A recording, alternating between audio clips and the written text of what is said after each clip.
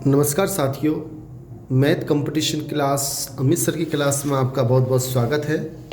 साथियों, आज हम एक टॉपिक जिसका नाम है नंबर सिस्टम के बारे में पढ़ेंगे, जो कि school lecturer, CET, writ exam all competition में देखने को मिलता है।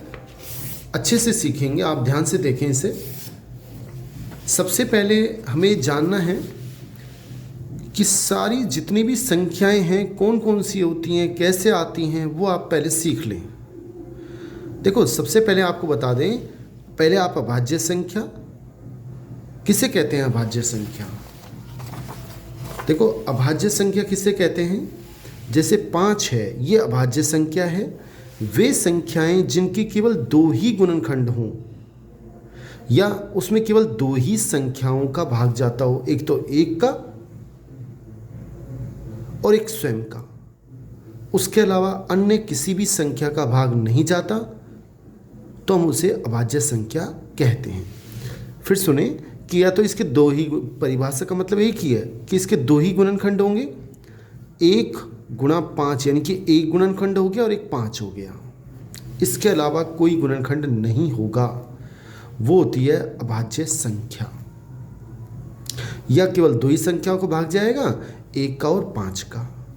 अब भाज्य संख्याएं कौन सी होती हैं, अब इसे उसके उदाहरण और बता दूं आपको। भाज्य संख्या 5 है, 7 है, 11 है, सब ये कैसी संख्याएं हैं जिनके केवल 2 ही गुणनखंड होते हैं अथवा 2 ही संख्याओं का भाग जाता है। अब हम बात करते हैं जैसे 8 या 6। अब इसके 2 ही गुणनखंड नहीं हैं, इसका गुणनखंड 1 भी है, 2 भी है, 4 भी है, 8 भी है। यानी कि इसके 2 से अधिक गुणनखंड हों, वह संख्या जिसके केवल 2 गुणनखंड हों अभाज्य संख्या कहलाती है। और जिसके 2 से ज़्यादा गुणनखंड हों या 2 से अधिक संख्याओं का भाग जाता हो, अब 8 में 1 का भी चला जाएगा, 2 का भी चला जाएगा, 4 का भी चला जाएगा, 8 का भी चला जाएगा, 2 से अधिक संख्याओं का भाग चला जाता हो या 2 से अधिक गुणनखंड हो, एक ही बात है, तो वह भाज्य संख्या कहलाती है। जैसे 8 है, 6 है, 4 है, 14 है, ये सब कैसी संख्याएं हैं, भाज्य संख्या। अब हम एक संख्या अंक 1 की बात करते हैं। अब ये कैसी संख्या है, न तो ये अभाज्य है और न ही भाज्य। क्यों?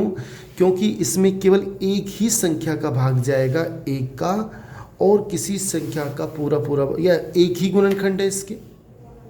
आप ऐसे से भी समझ लें, इसकी केवल एक ही गुणनखंड है, कौन सा, 1। तो वे संख्या जिसके 2 गुणनखंड हों, केवल 2, अभाज्य संख्या। वे संख्या जिनके 2 से अधिक गुणनखंड हों, भाज्य संख्या। लेकिन एक ऐसी संख्या है न तो इसके 2 गुणनखंड है न 2 से अधिक है, केवल 1, तो इसलिए इसे क्या बोलते हैं, न तो ये भाज्य संख्या है और न ही अभाज्य संख्या है। अब आपको एक बात और बता दें, जितनी भी अभाज्य संख्याएं हैं, जितनी भी भाज्य संख्याएं और एक, ये तीनों मिलकर प्राकृत संख्याएं बनाती हैं।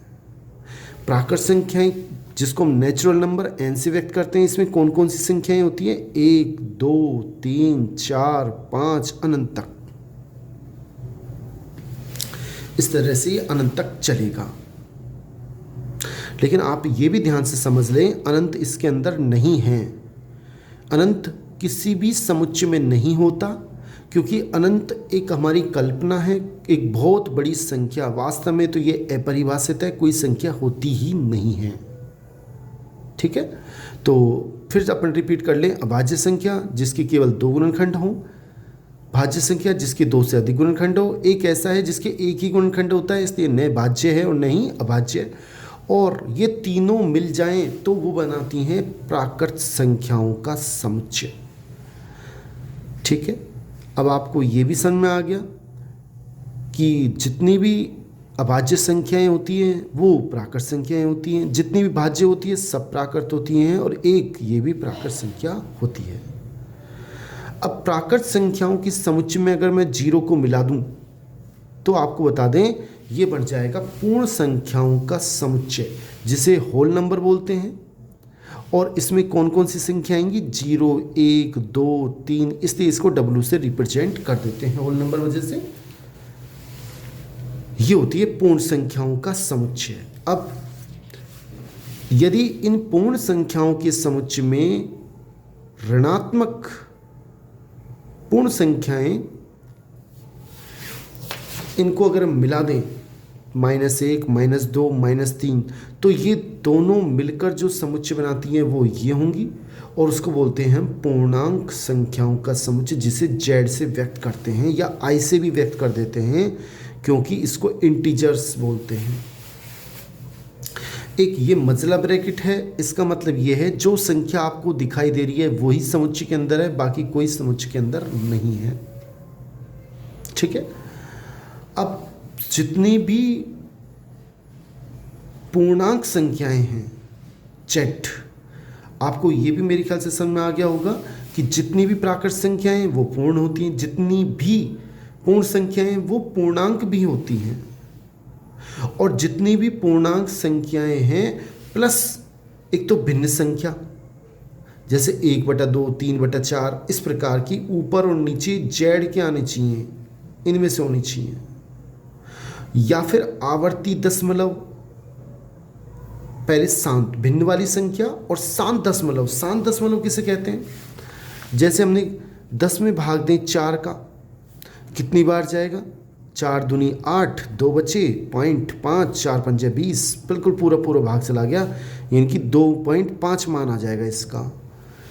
इसके बाद कोई संख्या नहीं आएगी, इसे बोलते हैं शांत दशमलव। और एक होता है अशांत दशमलव। अशांत में भी 2 वैरायटी होती हैं।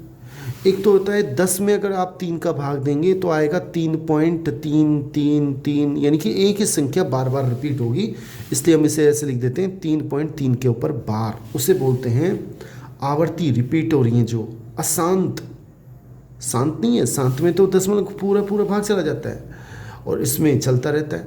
अशांत दशमलव 3.25 शांत दशमलव है, 6.25 शांत दशमलव है, 1/2 भिन्न संख्या है, और 3.3333 ये कैसी है? आवर्ती है, अशांत है। ठीक है। यदि हम इन दोनों को मिलाएं तो आपको बता दें ये परिमेय संख्याओं का समुच्चय बनेगा, जिसे हम Q से रिप्रेजेंट करते हैं। परिमेय संख्याओं को समुच्चय किससे रिप्रेजेंट करते हैं? Q से। अब कुछ संख्याएं अपरिमेय संख्याएं होती है, वो कौन सी होती है? जो कि अनावर्ती अशांत दशमलव की, जैसे पाई है। पाई कैसी संख्या होती है? अनावर्ती अशांत। इसका मान क्या होता है? 3.14, 14 संख्याओं तक निकाला गया, 14 संख्याओं तक। कोई भी संख्या सेम रिपीट नहीं होती, इसलिए ये कैसी संख्या है?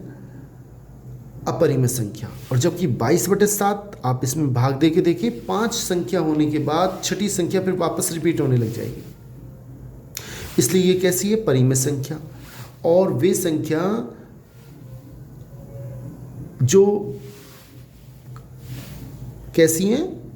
अनावर्ती अशांत, जो रिपीट नहीं होती और चलती रहती हैं, वो कहलाती हैं अपरिमेय संख्या। जैसे 3.1, 4, 1, 2, 3, 5, 7, इस तरह से चलती रहें, ख़त्म नहीं हो और रिपीट भी नहीं हो, तो उसे हम बोलते हैं अनावर्ती अशांत। आप ध्यान रखें, क्वेश्चन बन सकता है कि पाई कैसी संख्या है? अपरिमेय। ई आजकल स्टैंडर्ड हाई लेवल आने लग गया है, इसलिए आप ये भी याद रखें, ई का मान होता है 2.71, आगे तक चलता रहता है, इसलिए इसको ये अपरिमेय संख्या होती है। अब एक क्वेश्चन और बनता है कि जितनी भी परिमेय संख्याएं हैं और जितनी भी अपरिमेय संख्याएं, अगर सबको मिला दें तो वो मिलकर क्या बनती है? वास्तविक संख्याओं का समुच्चय।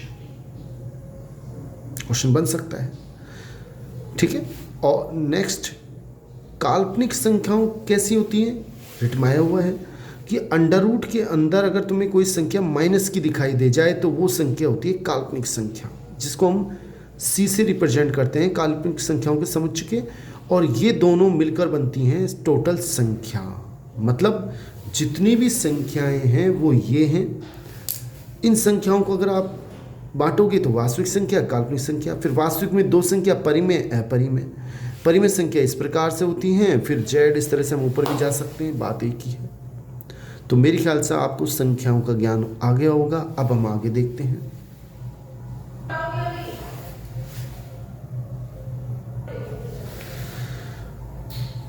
साथियों नेक्स्ट है अभाज्य संख्या, वे संख्या जिनकी मैंने भी बताया था दो ही गुणनखंड होते हैं, एक और स्वयं, वो अभाज्य संख्या होती है 5, 7, 13। साथियों आजकल अभी स्कूल लेक्चर संस्कृत एजुकेशन में भी आया था, पहली 12 अभाज्य संख्याओं का माध्यिका निकलवा रहा था। तो हमें अब आपसे निवेदन रहेगा कि 1 से 100 तक की संख्याओं को आप 2-3 बार पढ़ें, आपको याद हो जाएंगी। कितनी संख्याएं हैं टोटल 1 से 100 तक? 25।